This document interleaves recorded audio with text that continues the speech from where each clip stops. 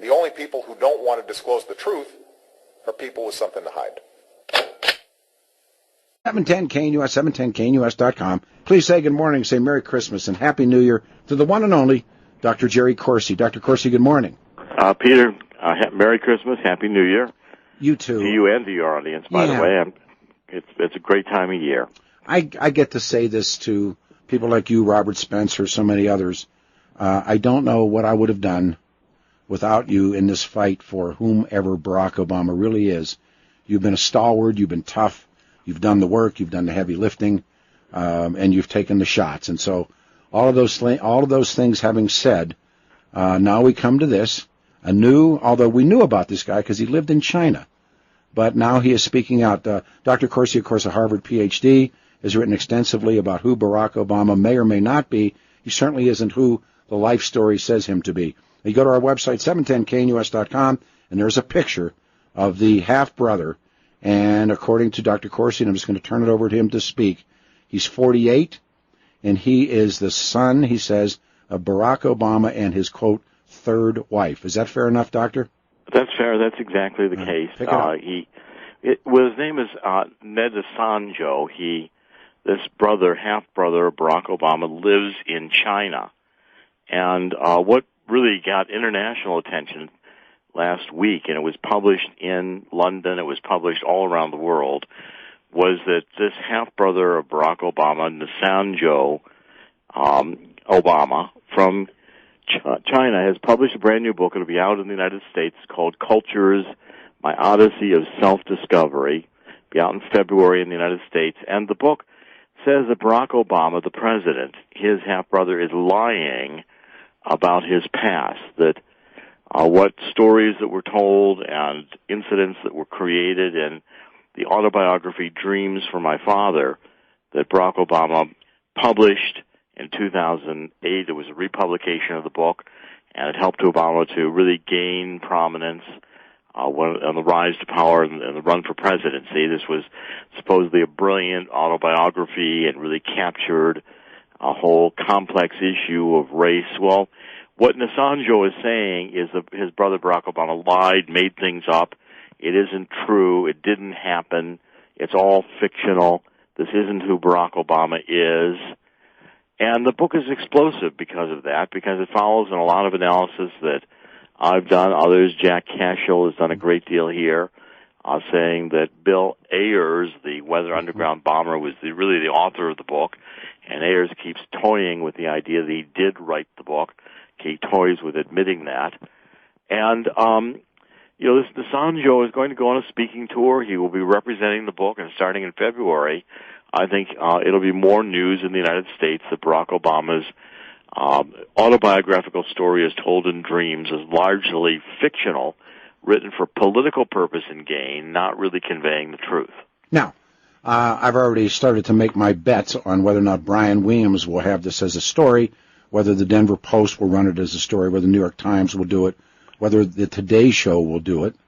What's your guess? Well, of course not. Yeah. This brother will come in and find out, like many of the others who tried to tell the truth about Obama. Asanjo is going to get shut out in the U.S. media because the New York Times and the others want to circle the wagon around Barack Obama and protect the mythology, the lies that are told. I mean, fundamentally, we don't really know who Barack Obama is. And this is coming on the heels of, what kind of makes this new book that's coming out by the half-brothers so impactful is that it's right after a different half-brother.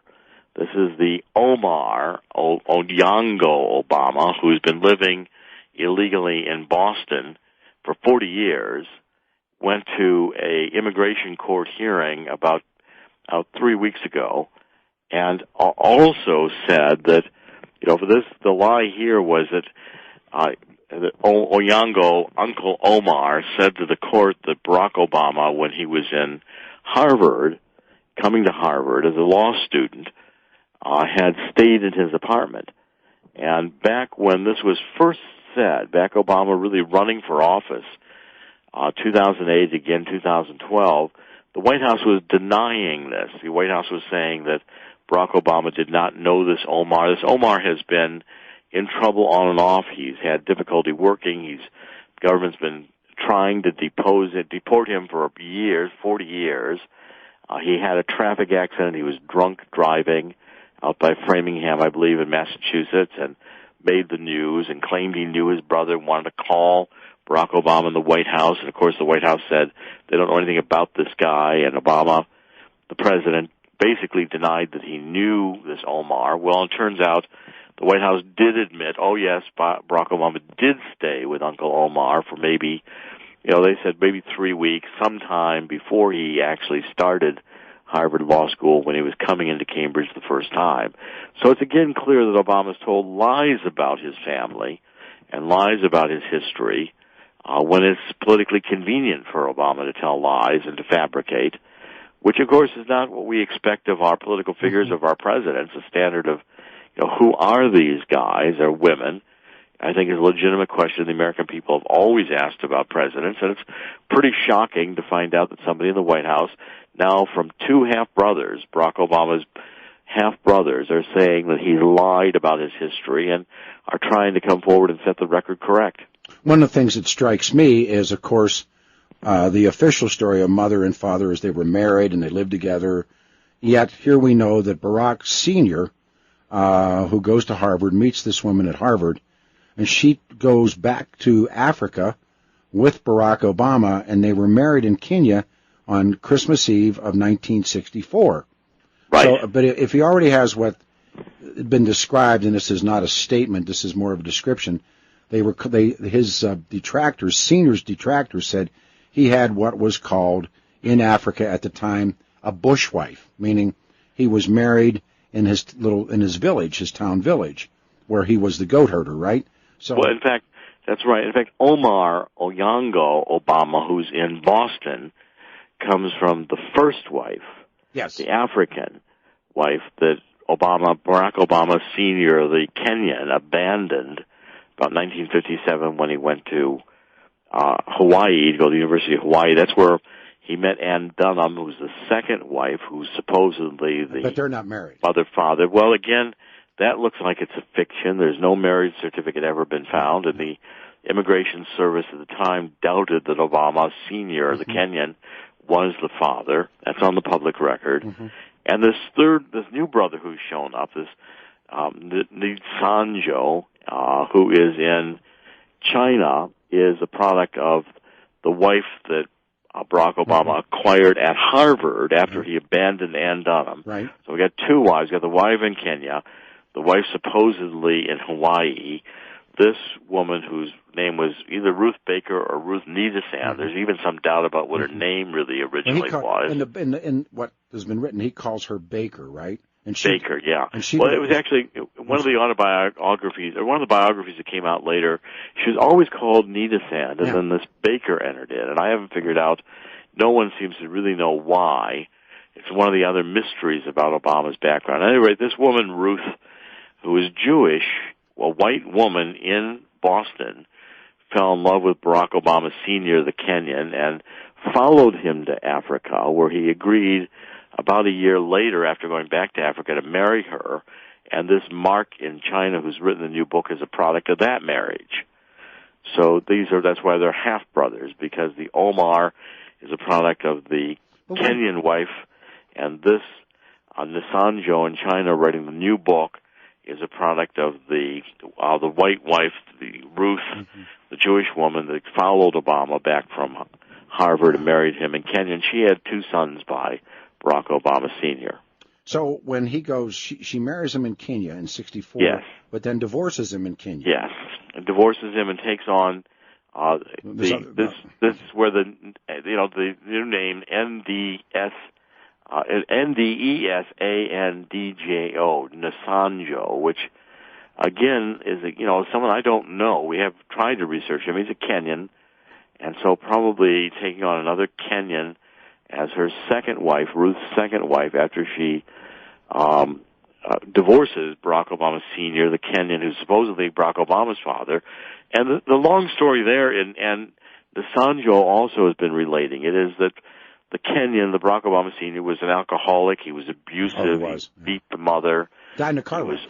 He died in a car wreck. It was one of multiple car wrecks. He'd lost a leg in a car wreck. I mean, he was constantly.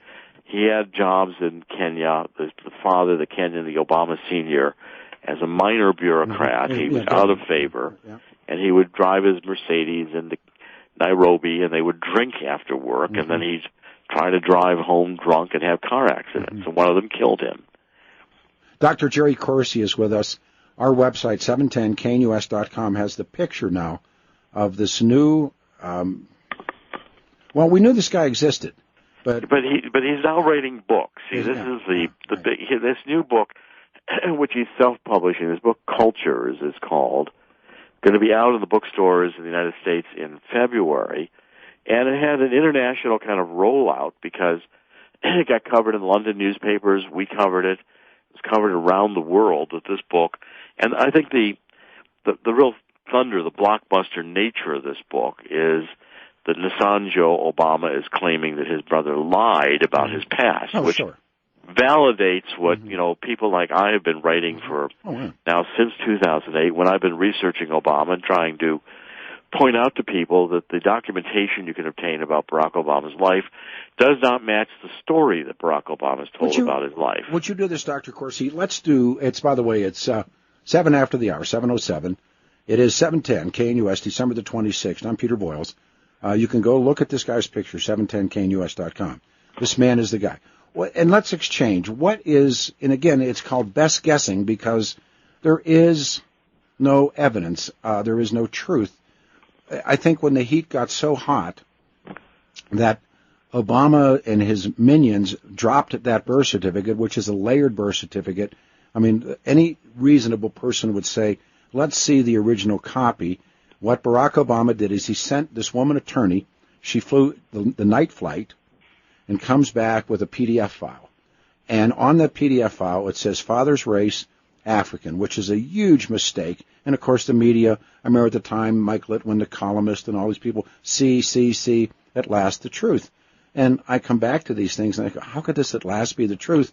You can't find another birth certificate on that island that proclaims a father or a mother's race or a child's race as African. Africa, there's Anwar Sadat, and there is Nelson Mandela. Both of them are Africans on the continent, but they're years apart.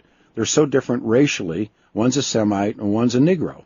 And so, but they claim African, which is the politically correct way, as we always say, Jimmy down the hall when he invents that birth certificate. But Dr. Corsi, pick it up from there. What do you think the truth is? Well, the only people who don't want to disclose the truth are people with something to hide.